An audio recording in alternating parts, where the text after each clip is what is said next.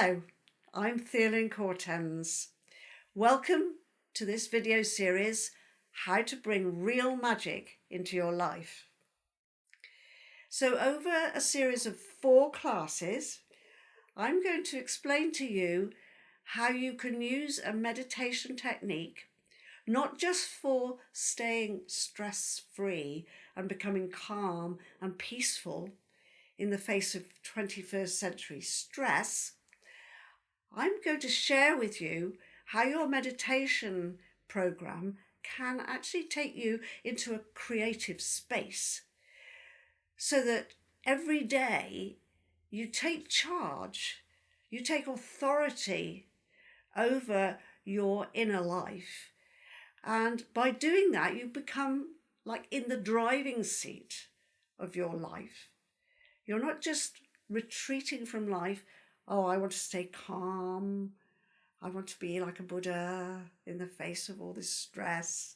No, what you do, you get into that calm space and then you decide from there, you introduce what you need to introduce into your mental arena in order to change things.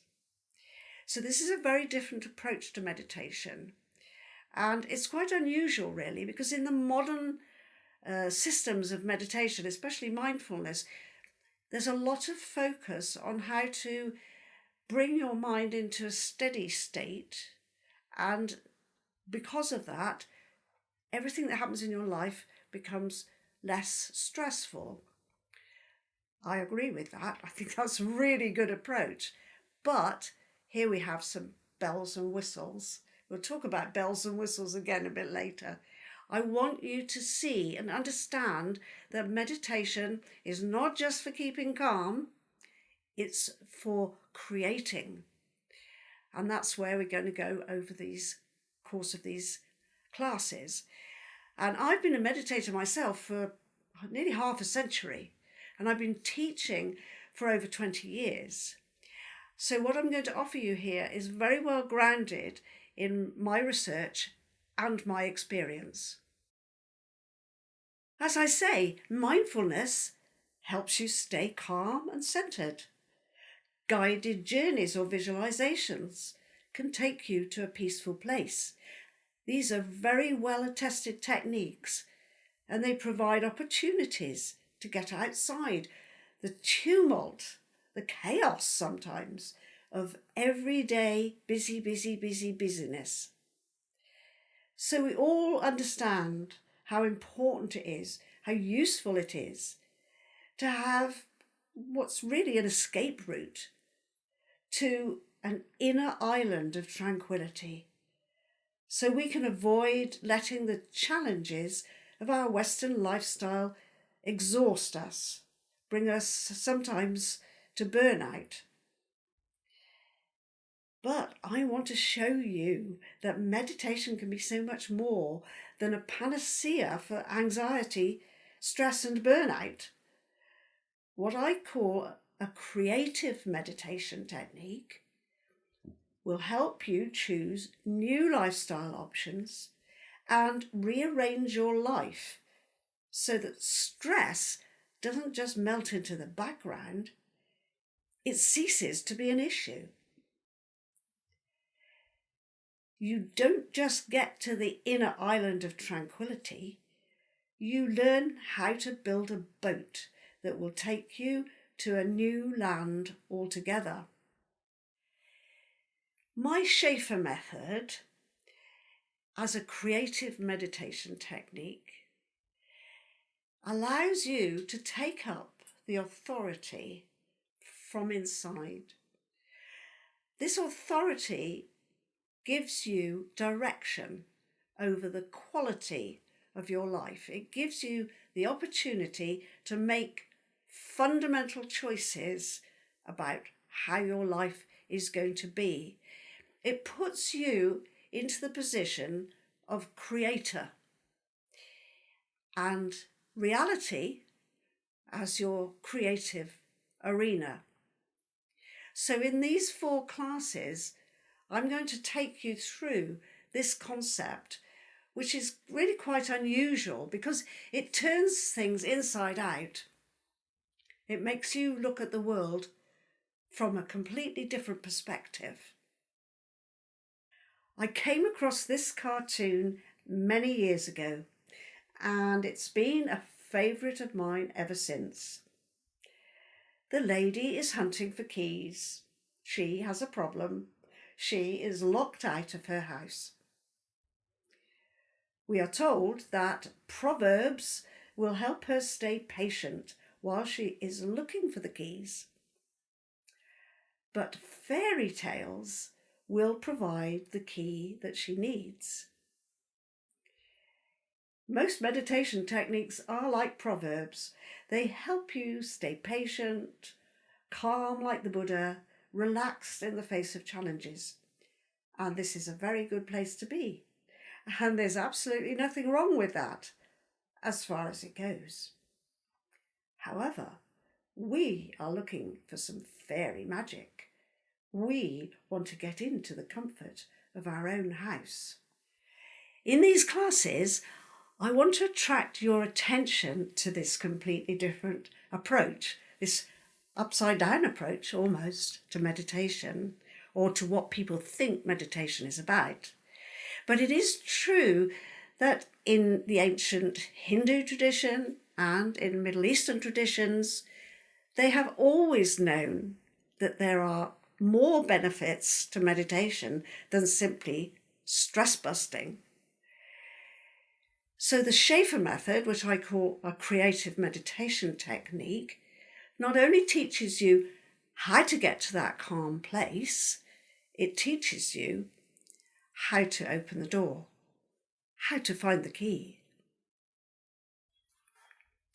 And once you have opened that door, it will be like stepping into a magic garden or opening a treasure house, where what you will find makes a great difference, a real difference in your daily life. So the reason I love that cartoon so much is that it's true. Fairy stories can really give us insights into the human condition. They can help us uncover our own magic. All those stories that we read time and time again about heroes or heroines going on a journey, going through a life crisis, going off through the swamps of despair, dark forests, and then coming home again, enhanced, enlightened into some kind of beauty and abundance that they didn't have before. All those stories, all those fairy stories are telling us something about our own psyche, about the depths of actually who we are. Some of the fairy tales that we read are Middle Eastern, some of them are European, and they come from very, very old traditions. Sometimes they're updated by Walt Disney, and sometimes we can go back to the very old texts and we can tell somehow these were told, perhaps not even written down, but they were passed down by people who got some insights into what it is to be human and the magic, the depth of creativity in every individual human being. One very popular tale that probably goes back several thousand years, probably to Babylonian times, describes how the poor boy Aladdin is tricked by a sorcerer. But Aladdin comes out on top with a magic ring and a magic lamp, both of which can summon a genie, a spirit that will serve its master. Whoever owns the ring or the lamp, the spirit can bring wealth, a flying carpet, or even a princess. Now, the Aladdin story is based on the Middle Eastern understanding that every human being had an invisible guide, a genie, they called it. The genie was a spirit that would support, guide, and protect them. Now, the Romans called this genie a genius, which was not just a very clever person. This was the guide, the protective spirit. which would always support us reaching our best potential. The Greeks called this guide a daemon, not to be confused with demon, by the way. The daemon is between mortal and the divine. The daemon is a go-between, interpreting and transporting human things to the gods and divine things to the humans. The Christian guardian angel has a similar function, to guide and protect. But for the early Christians, this meant that the angel would steer us towards becoming a Christian, getting baptized. It was a conversion idea, actually. Here's an exercise for you to do in the privacy of your own home. And I've designed it to help you on this journey for discovering your deep creative process. It's a starter. Some of the content of the later videos will help you see where it fits in and how useful it can be. So the first thing you need is a very large piece of paper, perhaps about the size of a television screen, or if you've only got small bits, perhaps you could paste them together. And you've got to put on that paper something that you really strongly and passionately want in your life. It doesn't have to be things, because things come and go. It's got to be something more to do with a heartfelt feeling. And I can't describe what that is for you. But in the process of these videos, I think you will start addressing what it is that would bring you the most satisfaction and the most enormous release of your personal energy into the world. So if you can put something on that piece of paper that represents that, it doesn't have to be totally pictorial, it could just be a few big keywords, then put it up on the back of the door, perhaps in your sitting room, perhaps in your bedroom. And then if you can stand about 6 foot away from it. Oh, and the other thing about putting it on the door, I forgot to mention, you need to put it slightly above your eye level, so that when you're standing, as I say, about 6 foot away, you can look slightly up to it, right? Putting it like that represents the fact that it's slightly beyond your reality at the moment. Standing 6 foot away or so means that you've also got another sense of distance. It's almost as though that's going to be the bridge or the path, the way to go towards it. So I want you to contemplate that, and I want you to feel what it's like, and I want you to ask yourself, what is the gap? What stops me from being in that place which I've just described on my piece of paper? What stops me being there? And as we go through these classes, we will be looking at those gaps, those obstacles, the things that crop up in the fairy stories that the heroes have to overcome. So take your time with that, note your feelings, note all your thoughts, negative and positive, and write that down in your journal for safekeeping. Thoughts and feelings support the creative process and allow manifestation to arise easily. Or thoughts and feelings can inhibit manifestation. Do you remember the story of the 3 billy goats gruff?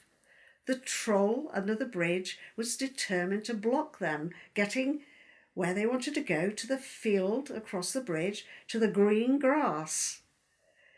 The first 2 smaller goats made excuses.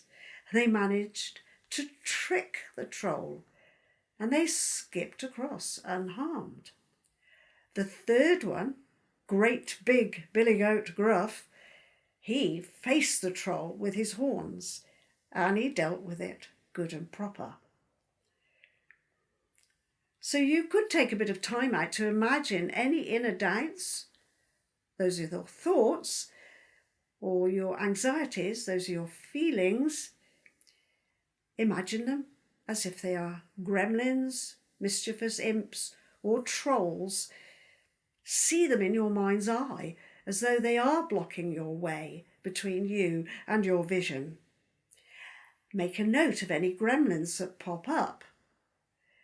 You may even want to draw their pictures in your journal. You can give them nicknames and promise you will keep tabs on them if they barge into your consciousness when you're focused on fulfilling your desires. You can choose fun names for them, like Moaning Minnie or Vicky the Victim. A list of negative saboteurs is a really useful tool. If you know who they are, you can deal with them. After this exercise, when you go to bed later in the day, check back mentally to the process and ask if there are any invisible trolls hiding under your bridge or mean gremlins that you need to deal with. So the question is, how does our innate magic work? And more importantly, why sometimes does it not work at all? And we are left feeling frustrated in our desires. So in the next video, I'm going to share with you an ancient concept about how something unfolds from nothing. So look out for the next video in the next couple of days. And also in that video, I will be taking you on a guided journey. So before you receive the next video, I will email you some brief and simple instructions about how to get the best out of a guided journey. So I look forward to running the next video for you. Look out for it in the next day or so. Goodbye and blessings for now.